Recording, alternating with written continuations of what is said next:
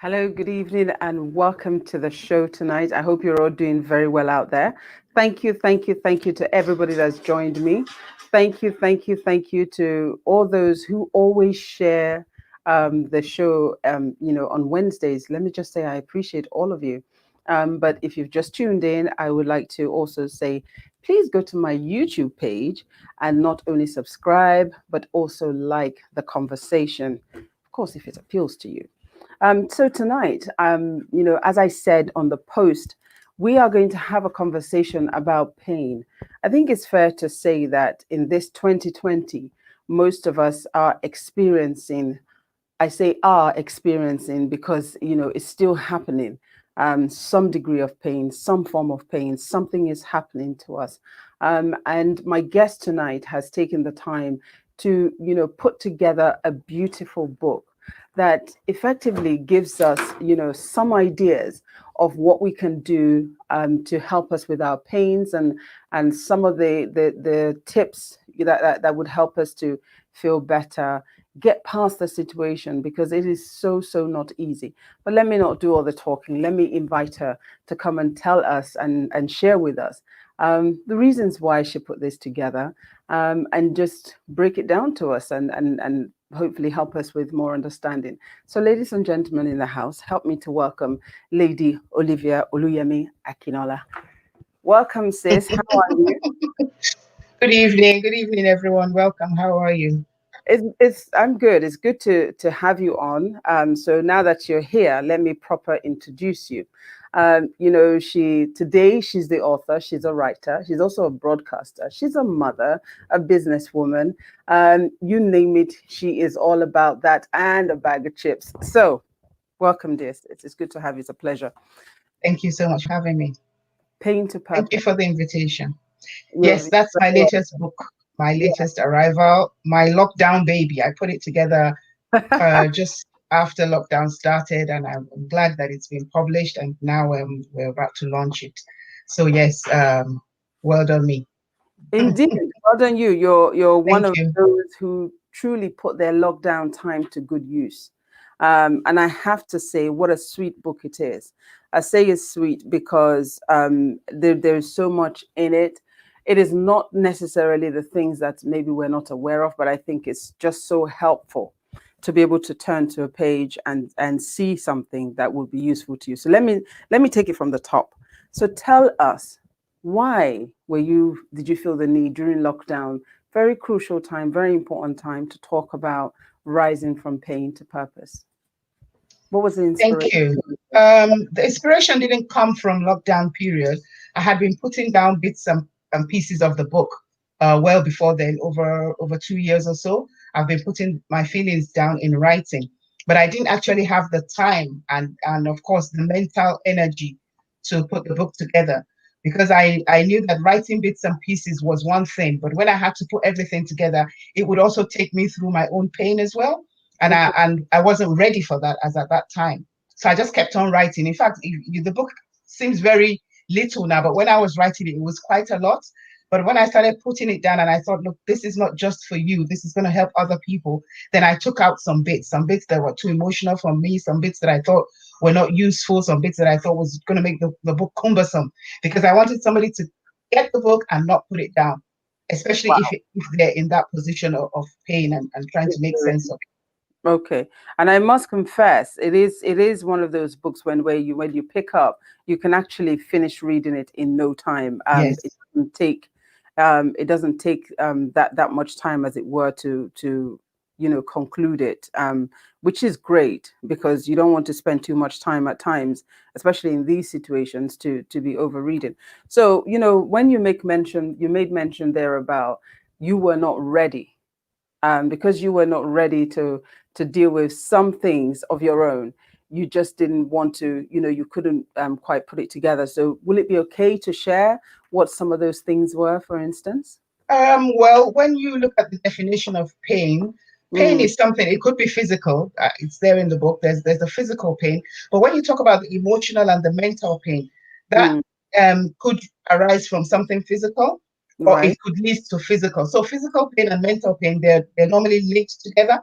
That is Mm-hmm. why when you say someone has a heartbreak, it doesn't literally mean that the person's heart is broken, but it Mm-hmm. means that the emotions that are going through the person's heart has broken them, in that state. But Okay. even when that is said, people that are said to have heartbreaks, especially in relationships, most of them do have a physical side to it where the heart is hurting. When you are grieving, there's a physical side to it where your heart is heavy. When there's a loss or there's a dilemma that is happening in your life, there's a physical side to it. You're lying down, you're feeling sad, so everything is linked, both the physical and the emotional. Now, for me, I mean, like any other individual, we've all been through periods of pain in our lives, and I put everything together.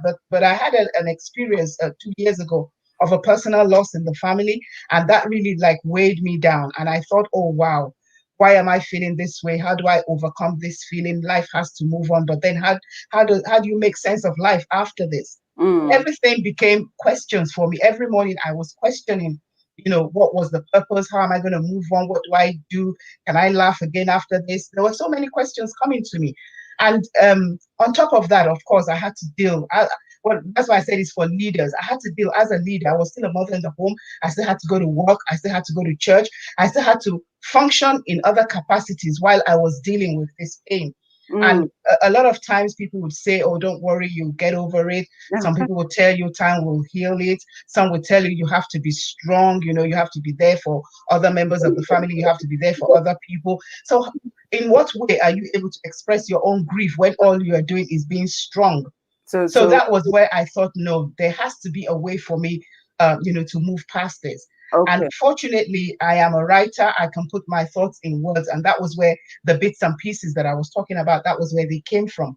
So Mm-hmm. on a daily basis, I will put down how I was feeling, how I was able to overcome those feelings. Or if I carried the feeling on for weeks or for months, I would put them down and say, no, it's still not getting better. Although I've cried buckets, I can't see a way forward. And then Okay. other days I'll be like, oh, I'm so good. I think I'm able to move on. And then maybe something will just remind me, something will trigger. It could be a song, it could be a moment, it could be, something somebody says, and then the emotions will come, tumbling down again. And I'm thinking, oh, but I thought I had gone past this. Yeah. So Yeah. that's why I realized that it is not time based. Everybody has their own time to move on Right. from pain. Yeah. But the So most important thing is to find a way to move on from that pain. thank you. Thank you so much. I mean, that, what an explanation. And I appreciate you sharing so much on that. But I just want to take you a step back because, like you said, so many people will say to you, time will heal. People will say to you, oh, God is your strength. Others will say to you, you're going to be, be strong. Be strong for the children. Be strong for this one. Be strong for that one. Who's being strong for you? I just want to ask, how did you feel in those times when you kept on hearing those words coming to you, but you were feeling the way you felt? I could understand where they were coming from, Mm, especially with my recent loss. I had to other responsibilities around me that I had to take care of. So it seemed as if there wasn't any personal time for me to grieve. So I did understand when they said, "Oh, you have to be strong for this person, you have to be strong for that person," because I was looked upon as a tower in the family, and I had to, put it, or I had to hold it together. I couldn't be seen mm, to be disintegrating, or so I had to be the strong one, and I accepted that. But also at the end of the day, I would sometimes just, I would be so tired, I'll just lie down and I'll weep myself silly. I had to mm. let it out somehow. But Yeah. it's hard when society doesn't really understand what you're going through, and they believe that they're comforting you by telling you those words that have to be strong. But Mm, really, it can be hard for some people to find that strength. And that's the question they should really be asking is, how are you feeling? mm, They should not be telling you how to feel, because they're not in that position. And okay. sometimes when some people tell you, oh, I know what you're feeling, that's wrong. You don't know what that person is going through. Even if you've been in a similar situation, the pain differs, and Mm. the threshold of pain that everybody can accommodate also differs. So it's wrong for us to say, oh, I know how you're feeling. You don't. What I you need hear to be you like, asking is, how are you feeling? How are you coping? yeah. Thank you very much for that, because I think all too often, I hear what you're saying, that society don't understand, but I think sometimes members of society at that time also feel somewhat helpless. because they feel limited in what they can do. And so they come up with these words, believing that it will soothe. So thank you actually for, sharing to say, just ask the question, how are you feeling? Exactly. Because that's so much more helpful. Now, you've made mention there about the different types of pain, but before I go into that, you've been able to come thus far, because one of the things that you make mention of in the book, and if I could just go to, I think we're in chapter, moving on from how to move on, you talk about decluttering your mind. This is in chapter 4. You talk about decluttering your mind. So often, we have to declutter our minds. How do we do that in the reality? Because unlike decluttering a table, you sort of move the things that are on the table off the table. But when it comes to your mind, how are you able to declutter, especially as you said, a song could trigger, little things might take you back, cause you to remember, things happen around us. And this is in particular to the loss of a loved one. But there are other losses that Act of causes love. Yeah. pain too. Yeah. But how do we declutter our minds? Okay. Before we can get to the area where you declutter, you Mm, have to. It's a step by step. That's why it's a guide. It takes you okay. through the steps. The first step before you can do anything at all is to identify that you are hurting. A lot of people are hurting and they would like to push it under the rug. They want So to how push it under do the we table. identify that we're hurt? Yes. So you have to first of all identify. You have to identify the fact that you're hurting, and you have to ask yourself, how am I feeling? Then you explain to yourself, I feel hurt. If it's in another form, you could say, I feel betrayed. I feel dejected. I feel whatever you are feeling. You have to be able to come So to you're, terms with those. Yes, it's so you're it's perfectly suggesting, normal. yeah, so you're This suggesting having journey a and conversation. process of pain is normal. Yeah, Everybody will go through it at one point in their lives or the other. So just very. accept the fact that you're hurting. Yeah, But you're suggesting doing that by having a conversation with yourself. with yourself. Yeah, Be able to actually say to yourself, I you am have indeed hurting. you have to say it Um, out. Yeah. okay, that's You have that. to say it out to yourself, and you have to realize that nothing can happen until you realize that that is your position, and then you are ready to move on from it. Sometimes Mm, you say it out, but that does not mean that you're ready to move. That's okay, okay. But knowing that that is the position you're in, at least it helps you to analyze where you're at. yes, that's Nobody absolutely. can tell you you should not feel pain for anything. It's nobody's business to judge where your pain is coming from, whether Mm, from a loss of a job, whether from the loss of a loved one, whether you've been a victim of any circumstance that was not to your, for example, the victims of rape and abuse.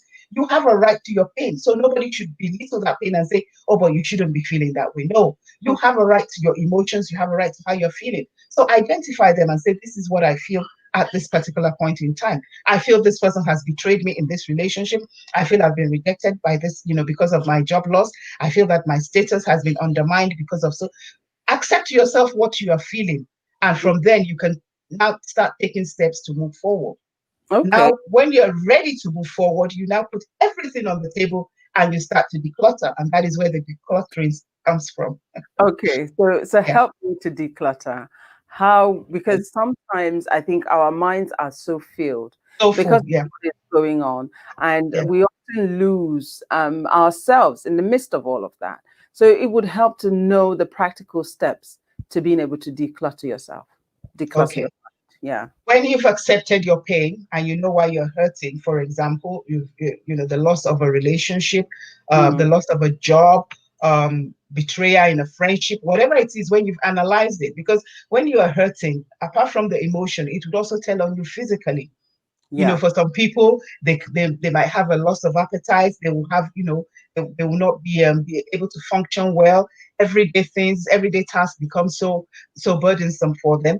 For some people, they're just walking automatically, eating automatically. They're not really living. So you Mm, will know that that thing is actually affecting your physical life, apart from your emotional and mental state. So then you know that you need to face it on. I mean, it's a fear, but you need to face it on and say, look, I'm ready to face up to this thing and move on from it. While okay. you're going to declutter, you have to put your thoughts on the table, Mm-hmm. okay? this person has done so and so for me. Am I ready to forgive and move on? Without forgiveness in a relationship, you can't move on. So you have to look at and say, look, okay, I don't want this relationship anymore, but I still need to move on and I need to forgive this person, whatever it is that they've done. This friendship can no longer continue. I mean, myself and the person, we've been friends for so long, but it's not working anymore, but I still need to move on. So you have to put all of your thoughts on the table. For me, it works when I write them down. I am a good writer, so it's okay for me. Pen and paper they're my good friends. So I could write stuff down and then I start to cancel them out. And when Right. I cancel them out, that is when I say, okay, this I will deal with it this way. This one, I'm Okay. going to call her and just say, oh, hi. And then I know that I've moved on because I know we're still friends. We just can't, remain at that level of friendship anymore, Mm. and all of that. But when it comes to the loss of a loved one, it's not so simple because then you can't just write a letter to them. You can't just, put your thoughts and say, oh, I'm going to cancel them out of my mind. What you would need to do in that instance is to accept that the person has truly gone. Now, whatever the circumstances, sometimes when that happens, you can blame yourself, or maybe I wasn't there, or maybe when I was there, I didn't notice, or maybe, it happened so suddenly, I should have said bye-bye when the person was going to, whatever the situation, accept it, forgive yourself, and then begin to look at that situation in a positive light, and then Mm. begin to celebrate the little time that you had together with that person. So you can say, oh, my life was blessed for 34 years because I knew this person. My Yeah. life was blessed for 15 years because this person was in it. My Mm. life was blessed for 80 something years while my mom or my dad was around.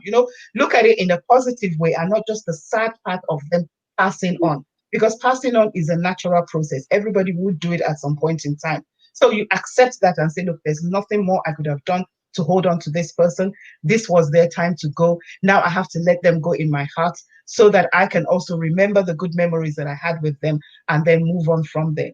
And then So if you also move on towards the end of the book, I said something about finding a positive into all of this situation. So for example, if you lost a loved one, look for something you can do in their memory. Start up a trust fund, start up a charity, something that would keep you positive while you're thinking about them. And yeah. then gradually your grief will start to ease. It's not a day thing, it's not a month thing, it's not even a year thing, but it's a gradual process and everybody is on that journey and you need to take your time. Thank you so much for that. You're welcome. Again, I'm saying thank you so much because I am grappling with so many of my own at the moment, and I'm sure that there are so others that are watching. As I've said already, it's been an awesome year of pain for so many of us on so many different levels, and I think it's fair to say that every time we think, or at least for me, every time I think, okay, yeah, okay, I can just about handle this now, something else happens. And then I just think, Exactly. oh my goodness, is this thing ever going to stop? Yeah. So it's a bit of a conveyor belt of pain at the moment. But let me just, you talk about why it is important to move on. Yes. I want to learn that from you. Why was it? Okay. Why in your experience, is it so important for us to be able to take that step and step out of the pain, the grief, the annoyance, all of it, and be able to set yourself free, as it were, from what you've suggested already. Thank you. This is a copy of the book. This is my copy here that I've been reading. And if you open to it, if anybody has it, the book already, and you open to that chapter that says move on, from the question that Priscilla just asked me now, why is it important to move on? The next thing that I wrote in the book is, and why not? Why not? Why should you not Mm, move on? Because mm, life continues, because you cannot die with your pain, because after the pain there must be a purpose to it, because you cannot afford to give up, because you're a leader, and that is what leaders do. We get on with it. If you're a mother in the home, you're a leader. If you're the first sibling in the family, you're a leader. If you're a boss at work, you're a leader. If you have a position in church, you're a leader. We are all leaders, in some form, in one way or the other. So why not? Why should we allow our pain to stop us from achieving our purpose? So because pain would come either which way, whether we like it or not, it's part of life. Something will come across our path that is not to our liking. But that should not stop us from achieving our purpose. The best thing that you can make with this pain is to try as much as possible to make a positive out of it. So there is a need for us to move on from pain. The Mm, pain should not be the end of that experience for you. For example, you're a rape victim and you think that is the end of it just because you've been through that terrible experience, you think you can't get over it. For example, you're a victim of abuse. For example, you're a widow or a widower. For example, there's so many examples of pains that are ongoing. It's not a one-day thing, like I say. But why should you not move over it? Why should you not get past it and achieve your purpose in life? Because your purpose is at one end of the goal, and a journey, we journey in life and we sojourn towards that goal. So are you going to stop at every stumbling block that is thrown your way? Are you going to stop at every hurdle that comes your way? Are you going to stop because things are not working to your advantage as at that point in time? If you do not turn the next page, you cannot continue with the story. The story will end on that page that you're reading. You need to turn the wow. page. And If you that don't, is the reason why you need to move on from that pain. Whatever the pain is, I just implore you, please find a reason to move on. wow, if you don't turn the page, then you can't move You forward. can't continue with the story, no. The Um, story ends there. ends there. Now, that's really powerful.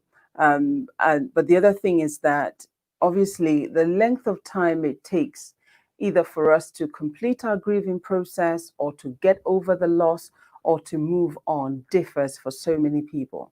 And I've heard in some circumstances when a woman in particular appears to, be able to get over the pain of a loved one, maybe it was a husband, or for want of a better example, she gets over that and she appears to do it in 3 months, she appears to do it in 4 months. We that I have seen it attract criticism. The people begin to question, should there be a time, is there a time specific, what is the right time, length of time, as it were, for you to be able to get over your loss, your pain, or something that's happened to you, Thank especially you. um the loss of a loved The one. loss So of a loved one, yeah. Thank you very much for that question. It was one of the difficult chapters that I had to write in this book, because I kept on trying to research to see if there was any scientific, proven time that would say, according to science, and say as at this time, then a pain should ease. And with the physical pain, like when you get a cut or you get a bruise, there's no set time for healing. It all depends on individuals.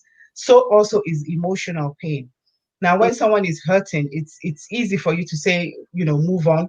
Some people will judge you if you move on too quickly. Some will judge you if you're wallowing in the pain, and they will say, "But you've lost your husband. That was 5 years ago. Come on, get up." You know, you have to move on. You can't continue like this. And some would say 3 months. Her husband just died 3 months ago, and she's going about town, and she's dressing up and looking good. And what's all this about? But people really do not have a right to judge because there's no time frame. Now, mm, when you see a person move on from the loss of a loved one, and within 3-4 months we assume they're okay, it could be a cover up. It could be a cry for help. It could be that they're trying so hard to prove to themselves that they've moved on, that they're doing it so fast. Trust me, most of the time they would still break down. mm, Most of the time they would burn the fire out so quickly. That is why it's been recommended that when you move on, especially if it's from a relationship or from the loss of a loved one, a spouse or a partner, you take your time before you move into another one, because you do need, even with a breakdown of a relationship, you still need a time to heal. You need a time to grieve. mm. You are going to mourn that relationship no matter how long it was, 4 5 years, 10 years, 15 years. You will still mourn the end of the relationship before you can move on to another.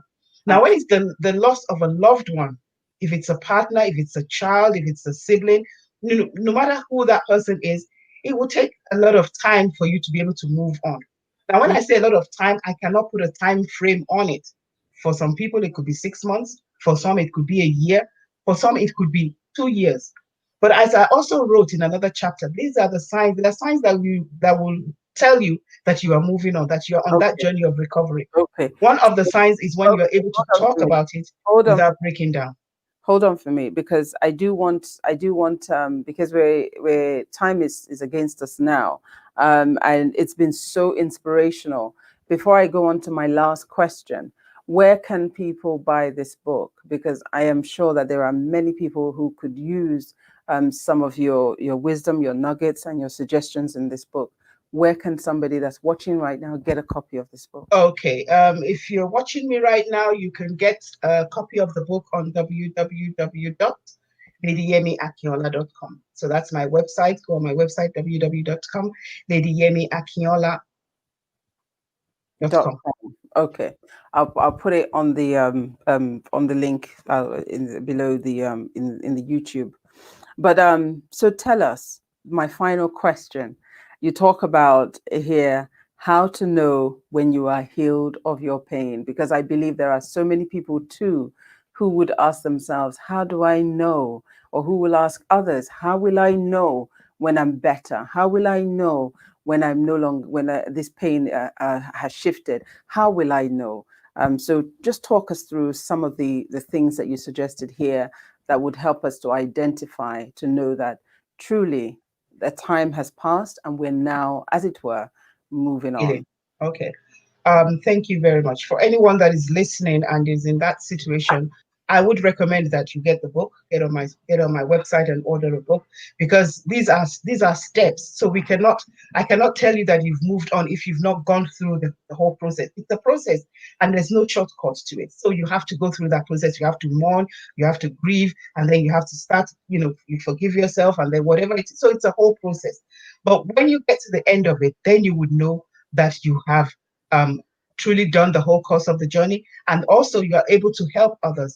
Now, that will start when you're able to talk freely about your condition or your situation or whatever it is that has caused you that pain. So, if, for example, you're a victim of rape or abuse, once you're able to talk about it without any reservation, without stigma, without you feeling, that you're embarrassed or you're ashamed that people are going to look at you one kind, then you know that you've started your road to recovery. Once you're able to wake up in the morning and you can smile and laugh again, then you are on that road to recovery. When you're able to help other people, for example, you join a support group, or you're able to put your thoughts out there so that other people can share from it. Like I said in my book, if you read this book and it has helped you in any way, then you are also a source of succor to me, because that means that I'm sharing and I'm healing. So those are some of the ways that you will know that you are healing. But there are a lot of them. You need to get the book. Wow. Well, what can I say? It's been really inspirational. And I can't thank you enough for taking the time to put your thoughts together. I know that when I read this book, I certainly found some of the tips really helpful. As I've said, we're in that season at the moment where every single one of us out here on planet Earth are going through something. If you're not directly affected, you will know somebody who is affected. And, just by that, it also affects you. So if you're yet to have a copy of this book, or if you're going through something and you're just thinking, how am I going to wake up tomorrow? What is there for me? Just pick up a copy of this book and just, go through it. It's certainly a process. It's certainly a beginning. It would, help you to on that journey of recovery and coming back to who you are. So, Lady Olivia Oluyemi Akinola, I couldn't thank you enough. Thank you for your time. Thank you for the book. And thank you so much for being so inspirational. We Thank you appreciate for it. having me. It's You're wonderful. most Thank you for the welcome. invite. Thank you, Thank my sister. you. Enjoy your evening. Thank you Thank so much. Well, if you're still here watching, go right now to www.ladyyemiakinola.com and pick up a copy of her book. It's a very easy book to read, very simple. I love the fact that it's not cluttered. It's just nuggets. Some of them you'll be very familiar with, but it still doesn't stop you from learning from it, or actually, it reminding you of what you need to do. I know for me, when I have things written down, it works better for me than, trying to get it all, kept up there in my head. But for this part of the show, I'd like to say thank you. We're going to come right back. Last week, we were having a conversation about the education system here in the UK, and we were speaking about the result that was coming. And we were told, as at that point, as far as we knew, the UK government were not going to make the same mistakes that we saw the Scottish government make weeks before. But unfortunately, it would appear that they have not only made the same mistakes, but they seem to have made it worse. Don't go anywhere. My guest, once again, that very, very passionate teacher that we spoke to last week. She'll be right back with us. Pamela Adodo will be here. So stay tuned. I'll be right back with her. Thank you.